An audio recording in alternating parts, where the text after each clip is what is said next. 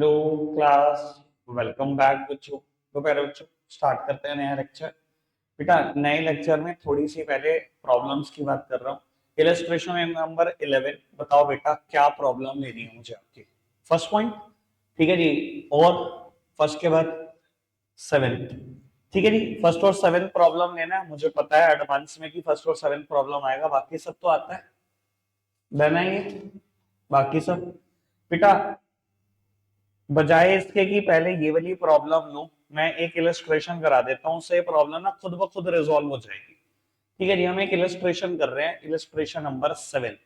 बेटा जितना आपको आता है उतना तो इसमें है ही है, बस एक बात एक्स्ट्रा है। जैसे कि अगर आप देखो तो ओल्ड बैड डेट गिवन है, ठीक है जी। ओपनिंग प्रोविजन गिवन है, न्यू बैड डेट गिवन है, ठीक है जी। क्लोजिंग प्रोविजन गिवन है, बस एक बात और गिवन है, ठीक है ना जी। पहले आप इतना सॉल्व करते हैं इसको, जल्दी से स्पीड बढ़ाकर इसको सॉल्व कर दो। इलस्ट्रेशन नंबर 7 को थोड़ा सा स्पीड बढ़ाओ। अब इलस्ट्रेशन 14 को पेंडिंग छोड़ो, 2 मिनट के लिए पहले एक काम करो जो मैं कह रहा हूं, जल्दी से स्पीड बढ़ाना। इतनी बात तो पुरानी है। आपने क्या किया, चार चीजें आपको पुट करनी थी। Old bad date, opening provision और 2 लाख। ट्रायल बैलेंस की फिगर एक एक जगह दिखा दी होगी, ठीक है जी। नए बैड डेट को डेटर में से माइनस कर दिया और पीएनएल में भी दिखा दिया, और 5% प्रोविजन क्रिएट कर दिया उसके बाद, और पीएनएल में भी दिखा दिया। ये रहा 2,000 रुपए, ये रहा 99,100 रुपए। कोई दिक्कत तो नहीं इतनी बात, ठीक है जी। बेटा इसके बाद मेरे को क्वेश्चन में कहा provision for discount on debtors भी बनाओ 3%। ये देखना पुत्र, कहता है create a provision for discount on sundry debtors at the rate 3%। क्या मतलब है इस चीज का, पहले मतलब समझते हैं और फिर अकाउंटिंग ट्रीटमेंट भी समझते हैं। एक बात समझो, मैंने 2 लाख रुपए लेने थे लोगों से, ठीक है जी। एक आदमी आया, ये तो पता लग गया उसने 2,000 देने नहीं, वो इंस्टॉलमेंट हो चुका, दिवाली हो चुका, उसको कुछ नहीं है, ठीक है जी। तो मैंने कहा भैया ये तो फायदा नहीं है 2 लाख दिखाने का, 2,000 तो आने नहीं है, इसे तो हटाई दो। 1,98,000 दिखाना शुरू कर दिया। मुझे भी अभी भी अंदाजा है कि जैसे ये आदमी था वैसे दो चार और भी निकलेंगे, कुछ ना कुछ और पैसे मर जाएंगे। तो मैंने कहा चलो प्रोविजन क्रिएट कर लेते हैं। मैंने अपने डेटर को और कम कर दिया, 99,100 का प्रोविजन और क्रिएट कर दिया। अभी कितने डेटर है, 188100। लेकिन मुझे एक चीज का और अंदाजा, ये पैसे आएंगे तो, पर जब ये पैसे आएंगे कुछ ना कुछ डिस्काउंट मांगेंगे मेरे डेटर। कई बार होता है, ठीक है जी। मैं एक आदमी से उधार करता हूँ रेगुलरली, कन्फेक्शनरी की उसकी शॉप है, ठीक है जी। बेटा बिल बनता रहता है, बनता रहता है, बनता रहता है, 3 महीने में एक बार हिसाब करता हूँ। 3 महीने बाद जाके पूछा जी कितने रुपए, उसने कहा जी 6100। मैंने 6,000 निकाले, रख दिए टेबल पे। मैंने कहा जी 6,000, मैंने कहा बस हो गया, काट दे इसको। भैया इंडियंस हैं, बार्गेनिंग और डिस्काउंट बिल्कुल दिमाग में घूमती है, ठीक है ना जी। कि कुछ ना कुछ डिस्काउंट चाहिए, हर हर आदमी आएगा आपको राउंड फिगर में पेमेंट करेगा। अब बेटा ये भी तो पता है ना, ये भी बिल्कुल पूरे नहीं आने वाले, इसमें से भी डिस्काउंट मांगी जाएगी। और उसने कहा 3% प्रोविजन बना लो इसी बेसिस पे, ठीक है जी। तो बेसिस पे प्रोविजन बना दे, यानी कि डेटर को और कम कर दे। और बेटा एक जगह तो जाएगा नहीं, ये भी मेरा नुकसान है। अगर भैया मेरे डेटर डिस्काउंट मांग रहे, नुकसान ही तो है। ये नुकसान कहां जाना चाहिए, पीएनएल में, डेबिट साइड। समझ में आ गई बात, कोई दिक्कत कोई परेशानी तो नहीं। क्रिएट करो प्रोविजन, 3% निकालो इसका, ठीक है जी। 5643 आएगा, प्रोविजन फॉर डिस्काउंट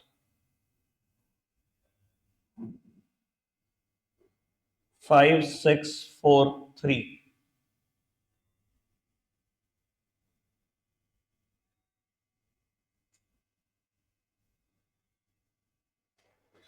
ठीक है जी।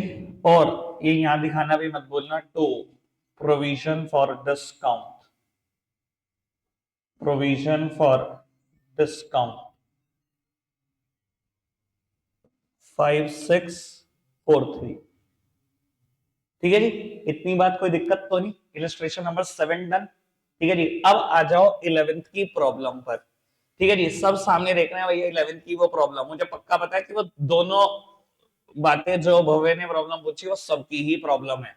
सबसे पहली एंट्री यही है, provision for discount on debtors, ठीक है जी। अब एक बात समझो जी बेटा, दो एंट्री होनी चाहिए, कायदे में इन्होंने एक करी, मेरे हिसाब से दो होनी चाहिए। पहले सामने देखो केशव भाई, इसे समझाओ थोड़ा सा, सामने देखो। बेटा provision for discount on debtor, ये प्रोविजन क्रिएट करना है डिस्काउंट ऑन डेटर का। मैंने क्या करा बेटा, पी एंड एल अकाउंट में इसको दिखा दिया, अकाउंट से जर्नल एंट्री नहीं बना सकते। Profit and loss account debit to provision for discount on debtor, एक एंट्री। दूसरी एंट्री, यही प्रोविजन फॉर डिस्काउंट डेटर को कम भी कर देता है। डेटर एक एसेट है, कम करने के लिए क्या करूं, क्रेडिट कर दूं। डेटर एक एसेट है, डेबिट होती है, कम करने के लिए क्या करूं, क्रेडिट कर दूं। बेटा पहली एंट्री तो होगी P and L account debit to provision for discount on debtor, पहली एंट्री समझ में। दूसरी, डेटर को कम करना है, इसी प्रोविजन की वजह से डेटर को कर दो क्रेडिट, तो प्रोविजन को क्या कर दो, प्रोविजन को कर दो डेबिट। दूसरी एंट्री होगी provision for discount on debtor to debtors account. Practically दो एंट्री होती हैं, पर इन्होंने क्या करा, इन्होंने सिर्फ पहली एंट्री लिखी और ये free, P and L two provision for discount on debtor. कायदे से दोनों एंट्री लिखनी चाहिए, समझ में आई बात। सेम बात provision for bad and doubtful date की है, इधर देखना चाहिए बेटा। पी एंड एल अकाउंट में provision for bad and doubtful date दिखा रखा आपने, बस इसका नाम हम क्लोजिंग प्रोविजन बोलते हैं, दिखा तो रखा। पी एंड एल में डेबिट ही कर रखा है। पहली एंट्री क्या होगी, P and L account debit to provision for bad and doubtful debt. दूसरी एंट्री, इसने भी तो डेटर को कमी किया था, दूसरी एंट्री भी same, provision for bad and doubtful debt account debit to debtors. दोनों एंट्रियां समझ में, क्लियर है बात। इसलिए मैंने कहा था कि पहले सेवेंथ कर लो, उससे बहुत आसान होगा। अब देखा ना, सेवेंथ भी क्लियर हो गया, 11th भी क्लियर हो गया। कोई दिक्कत कोई परेशानी किसी भी बच्चे के अभी तक इस बात में। बेटा एक और एडजस्टमेंट मैं करा रहा हूं related to provision for bad and doubtful debt, मेरे साथ साथ लिखो फटाफट से, ठीक है जी। ये provision for bad and doubtful date की एक्सट्रीम लेवल की एडजस्टमेंट है, इसे देख लिखना फटाफट से।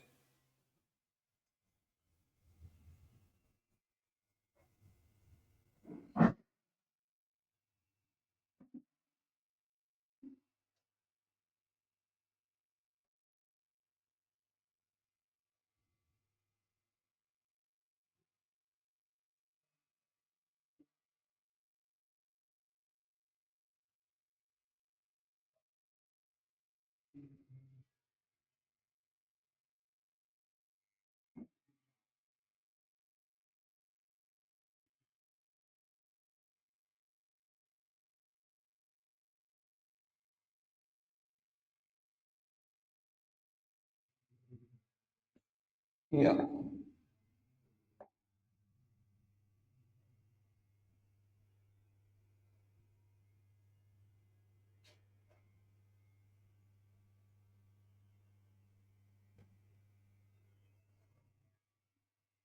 जल्दी जल्दी थोड़ा सा स्पीड बढ़ा के लिखते रहना, वो पता लगे कि आज मेरी स्पीड में।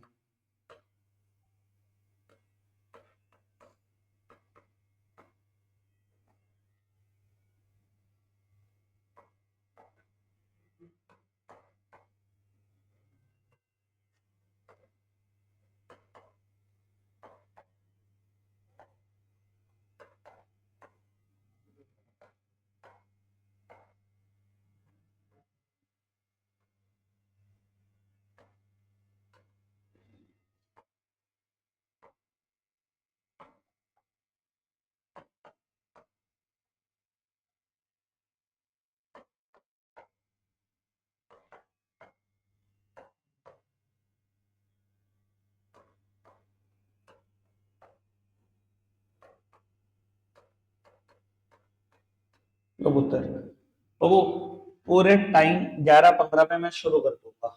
अब आपके ऊपर है कितना अच्छा कर सकते हैं, देख लेते हैं, करना। कबूतर सामने देखना बेटा।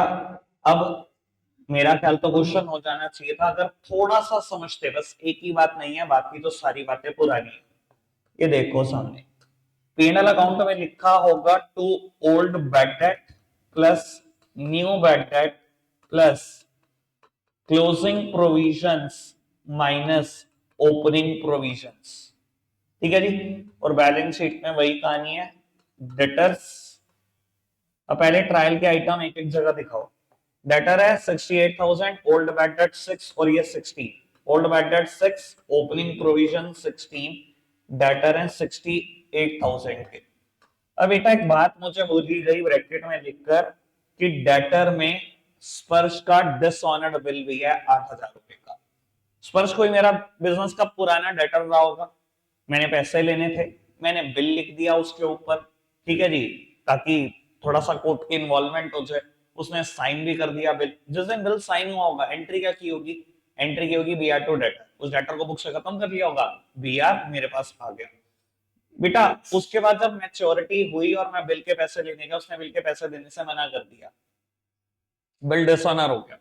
अब मैंने जिस दिन डिसऑनर हुआ होगा, क्या एंट्री मारी होगी? फिर उल्टी एंट्री मार दी होगी, डेटर टू बीआर, फिर इसको डेटर बना लिया होगा और बीआर खत्म कर दिए होंगे बुक से। तो बेटा कहता है इस 68 में वो 8000 भी हैं जो स्पष्ट डिसऑनर हुआ था, यानी कि वो जो दोबारा डेटर बन चुका है, वो वाले 8000 भी। ठीक है जी। अब बेटा क्वेश्चन ने कहा 20% ऑफ द स्पर्श ड्यूज वाज इररिकवरेबल। स्पर्श से जितने पैसे लेने हैं 8000, उसमें से 20% नहीं आने के, वो इररिकवरेबल है, वो नहीं आने। बेटा अगर वो नहीं आ रहे, यही तो नए बैड डेट है, समझदार हो तो, यही तो 1600 रुपए नए बैड डेट है। तो आपने क्या किया होगा, माइनस कर दिए होंगे इसमें से 1600 रुपए, यानी कि ये अमाउंट बच गई होगी। ठीक है जी। और यही है मेरे न्यू बैड डेट। कोई दिक्कत तो नहीं? इतनी बात सबने सही कर ली होगी मेरा ख्याल, इतना तो सबने ही सोच लिया होगा। अगली बात ही सोचनी बहुत मुश्किल है। अब बेटा क्वेश्चन ने कहा कि आप 5% प्रोविजन क्रिएट कर लो। बेटा अब मुझे पूरी उम्मीद है आपने इसका 5% क्रिएट कर दिया होगा, 3320, है ना? किसी ने 3320 के अलावा कोई प्रोविजन क्रिएट करा तो बताओ हैंड रेस करके। भाई एक बार कोई गलती करे अच्छी लगती है, बार बार करे तो भैया वो अच्छी नहीं लगती, फिर ना समझी है। बेटा पिछली बार भी समझाया था, फिर वही है वही हो। एक मिनट मेरी तरफ देखना बेटा। इसमें से एक मिनट प्लीज सामने देख रहे हैं सब, ये टोटल पैसे लेने मैंने मार्केट से, ठीक है? इसमें स्पर्श के 8000 भी थे, इसमें थे ऐसे स्पर्श के 8000, ये ऐसे कर रहे इसको दो पार्ट में बाइफरकेट कर देते हैं। एक तो स्पर्श के 8000 इसमें, एक मार्केट से मैंने 60,000 देने। कहते हैं इसमें से 20% इररिकवरेबल थे, जो मैंने एडिशनल बैड डेट बनाए, न्यू बैड डेट बनाए। बेटा अगर ये इररिकवरेबल थे तो ये बैड डेट हो गए, ये तो रिकवरेबल है ना पूरे, वरना वो क्या नहीं देता 30% 40%, जब उसने कहा 20% ये रिकवरेबल है, मतलब बाकी तो रिकवरेबल है, बाकी तो आएंगे। तो जब आपने प्रोविजन बनाया, आपने इस 60,000 का भी बना दिया, इस 6400 रुपए का भी प्रोविजन बना दिया, गधे हो। ये तो पैसे मरने ही नहीं। प्रोविजन किसका बनना था? 60,000 रुपए का 5%। ये provision for bad and doubtful date बना रहे हो कि मुझे डाउट है पैसे नहीं आएंगे। स्पर्श के पैसों में तो डाउट ही नहीं है, जिसमें डाउट था वो बैड डेट बना दिया, बाकी तो आ ही रहे हैं उससे। बाकी 60,000 में डाउट है ना, 6400 में थोड़ी डाउट है। आपने 6400 का भी प्रोविजन बना दिया, 60,000 का भी, क्या सोच के? शाबाशी मिलेगी बेटा। 5% मैंने प्रोविजन बनाया 60,000 रुपए का, अमाउंट गई है 63400, और ये 3,000 रुपए ये पड़े। ठीक है जी। अभी अब आपको ये भी पता लग गया होगा कि ये फिगर्स कम आई हैं कि ज्यादा। तो बेटा माइनस में तो लिखेंगे नहीं, बाय साइड लिखेंगे, by provision for bad and doubtful date, जो भी अमाउंट बचती है, शायद 5400 बच रहे।